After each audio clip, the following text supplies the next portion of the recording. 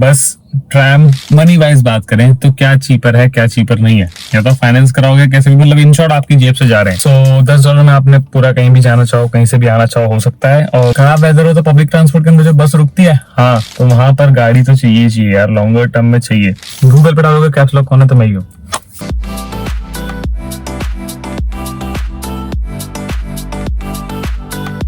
Hi guys, hello, welcome back to another video. This is Caps Lock and एक ऐसा topic जो पता नहीं लोगों ने इस पे वीडियो बनाई है नहीं बनाई है, बट कैप्स लॉक अभी जिंदा है तो कैप्स लॉक वीडियो बनाएगा। ये जो टॉपिक है ये थोड़ा ऐसा टॉपिक है कि ज्यादातर लोग इस पे बात तो नहीं करते, बट मुझे ऐसा लगा कि बात कर लेनी चाहिए। आपने टाइटल में पढ़ लिया है पब्लिक ट्रांसपोर्ट वर्सेस अपनी personal vehicle. So personal vehicle में पहले बताता हूँ क्या क्या आएगा। आपकी गाड़ी, आपकी साइकिल, अगर आप यहाँ बाइक ले पाते हो तो बाइक, अगर आप हेलीकॉप्टर तो नहीं ले पाओगे बट अगर ले रखा है तो हेलीकॉप्टर भी। सो ये सब चीजें अगर आपके पास पर्सनल है तो आपकी पर्सनल गाड़ी हो गई, ठीक है।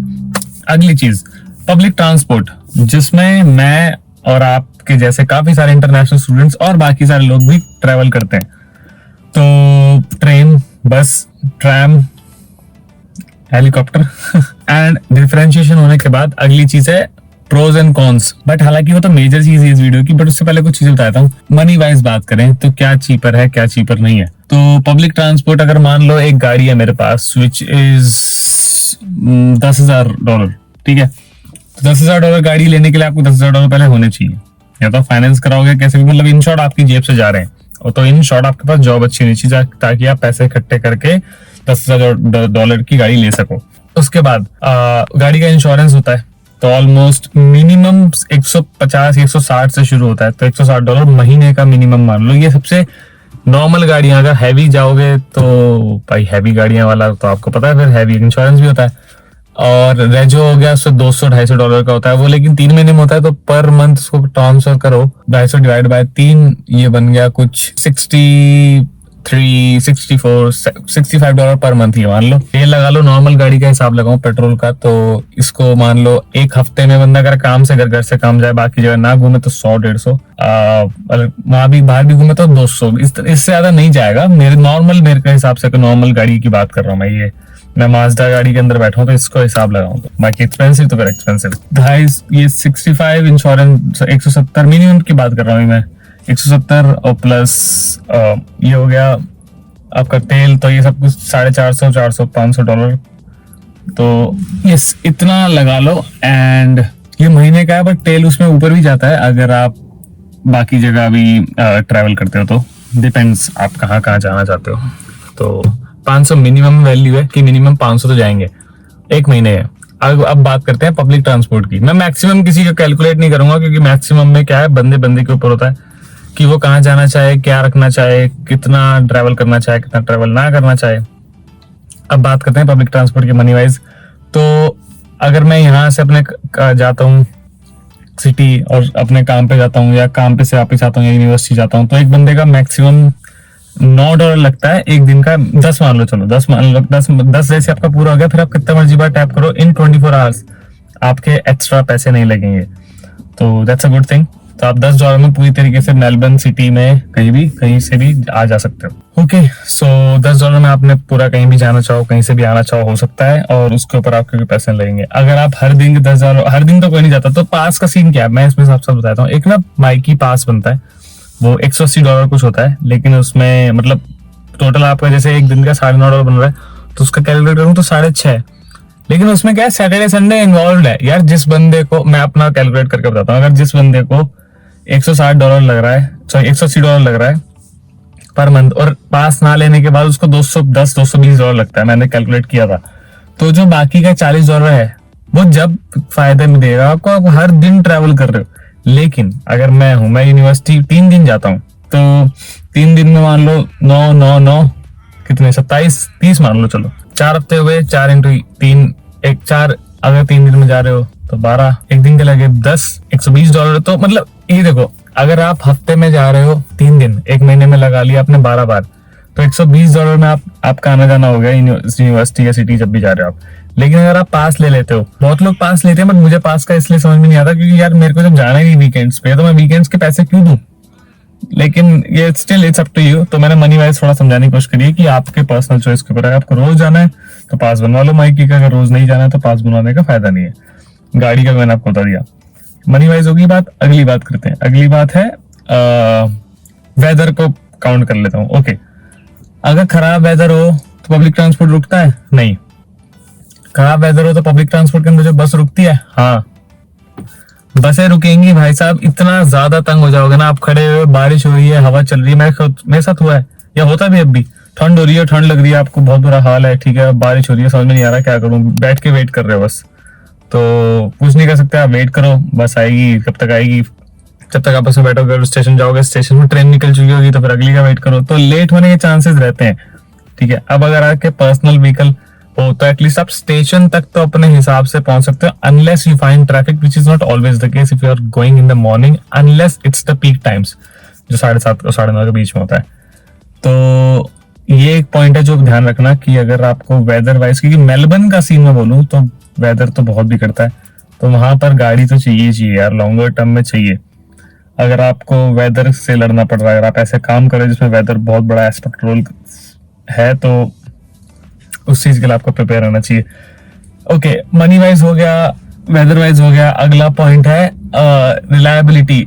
रिलायबिलिटी तो डिपेंड करती है आप क्या चला रहे हो, बट मैं रिलायबिलिटी ज्यादा लंबा नहीं खींचूंगा इसको। रिलायबिलिटी मैं अभी भी पब्लिक ट्रांसपोर्ट को मानता हूँ, क्योंकि मेरा काम सिटी जाने का ज्यादा है, तो मैं पब्लिक ट्रांसपोर्ट को मानता हूँ। जो सिटी जाना नहीं चाहता, सिटी के ही बाहर से ही कहीं और जाना चाहता है, तो उसके लिए रिलायबल रहेगी गाड़ी, क्योंकि ट्रेन नहीं जाती ना वहां पर, ऐसे कोई सर्कल नहीं है ट्रेन को। पहले सिटी जाओ, सिटी से फिर सारी ट्रेन निकलती है नॉर्थ मेलबर्न या ऐसा कोई स्टेशन से, या फिर इंडस्ट्री स्टेशन से, तो आपको रूट नहीं बनेगा। अगली चीज पब्लिक ट्रांसपोर्ट की रिलायबिलिटी हो गई। अब आती है पर्सनल चॉइस। देखो, मान लो आप, अब इंटरनेशनल स्टूडेंट के हिसाब से बात करते हैं। मान लो आपको पसंद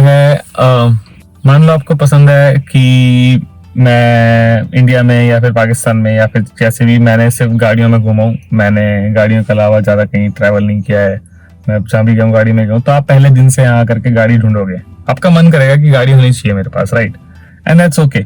बट जो लोग ऐसे नहीं सोचते, जो लोग सोचते हैं कि चल गाड़ी में घूमो, फिर भी मैं पब्लिक ट्रांसपोर्ट में ट्रैवल करना सही मानता हूँ, because it's saving my money, not saving my time but saving my money.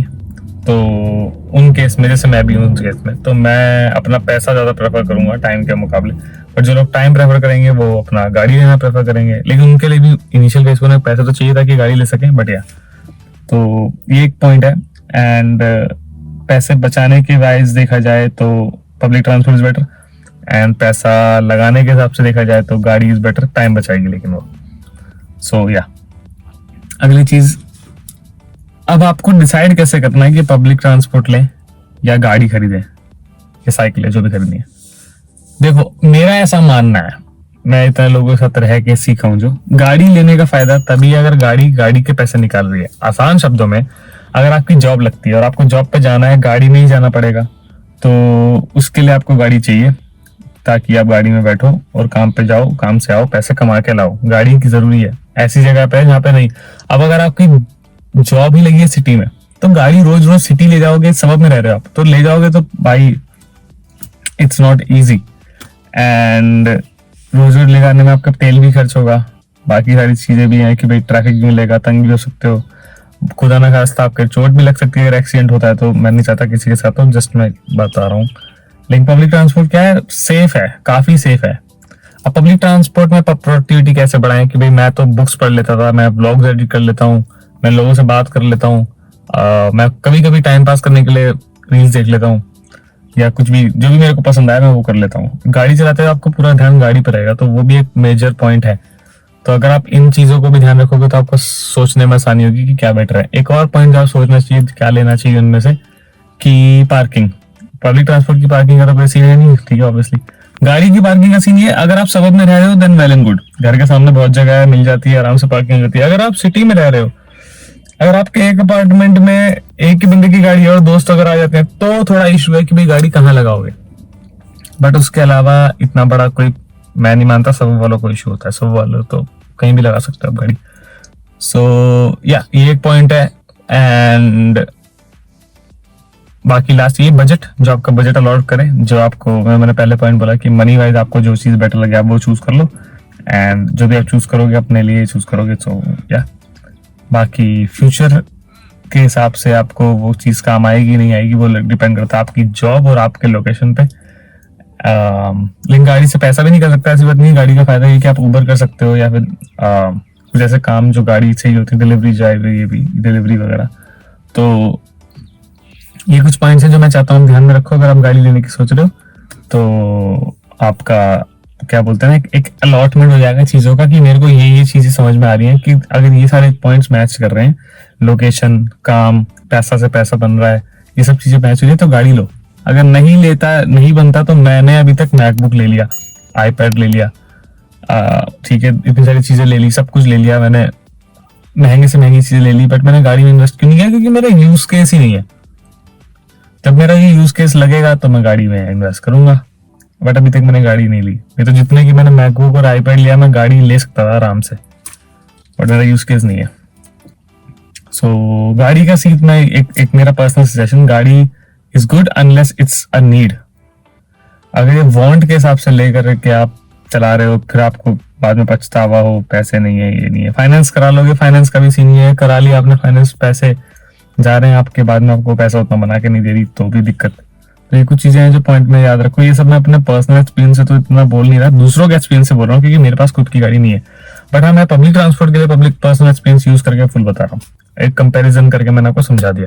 Now सब टू यू, कार या public transport. So I hope आप लोगों को वीडियो पसंद आएगी। मेरा इंस्टाग्राम का लिंक डिस्क्रिप्शन में है, लाइक शेयर एंड सब्सक्राइब। अगर आपको ऐसी क्विकली पर्सनल सजेशंस वाली वीडियोस चाहिए किसी टॉपिक्स पे जो इलेबोरेटिवली फैक्ट्स नहीं पर्सनल एक्सपीरियंसेस बोले, जैसे ये बोला, तो मुझे कमेंट्स में बताओ टॉपिक के साथ कि भाई इस पे भी बात करो। बाकी like share and subscribe. See you guys in the next video. Q&A session वाली वीडियोस में आ जाओ। तो फॉलो मी ऑन इंस्टाग्राम, दोनों अकाउंट्स पे, कैप्स लॉक ब्लॉग्स पे और कैप्स लॉक मेरे पर्सनल वाले पे। बाकी गूगल पे डालोगे कैप्स लॉक कौन है तो मैं ही हूँ। Okay guys,